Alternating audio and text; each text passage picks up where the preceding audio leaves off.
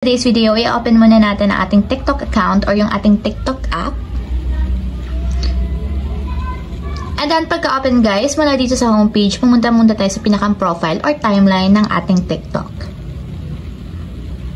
So, ayan guys, dito sa timeline or profile, itap lang natin yung ating Your Orders para makita natin yung ating Pay Later na option. So, dito sa order guys, i-scroll lang natin papunta sa left, itong nandito sa taas, para makita natin yung option or menu ng Pay Later. So, tap lang natin yung Pay Later guys. And then, pagka-tap dito sa Pay Later, itap nyo lang yung settings button na nandito sa upper right corner. And then, after yan guys, tap nyo yung payment methods. So, dito guys, meron tayong option. So, pwede nating piliin yung GCash para ma-connect natin sa ating TikTok Pay Later. So, tap lang natin guys yung GCash. And then, after yan guys, kung meron kayong GCash sa inyong mobile phone, automatic magli-link yan.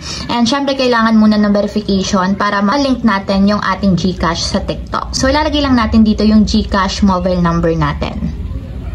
So, ayan guys, after nyo may lagay yung inyong GCash mobile number, tap na natin yung next.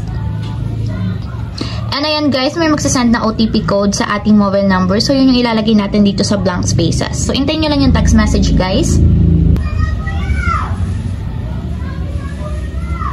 So, ayan guys, after nyo mailagay yung OTP code, tap na natin yung next. So, dito naman is ilalagay natin yung 4-digit PIN ng ating personal GCash account. So, lagay nyo lang yun yung PIN ng GCash.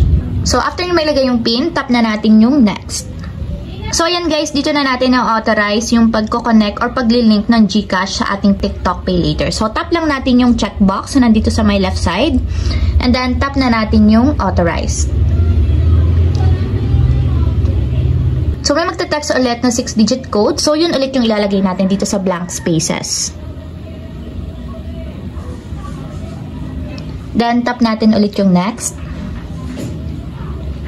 So, ayan guys, kung makita nyo, online payment linking successful. So, nakalink na yung ating GCash sa ating TikTok Pay Later.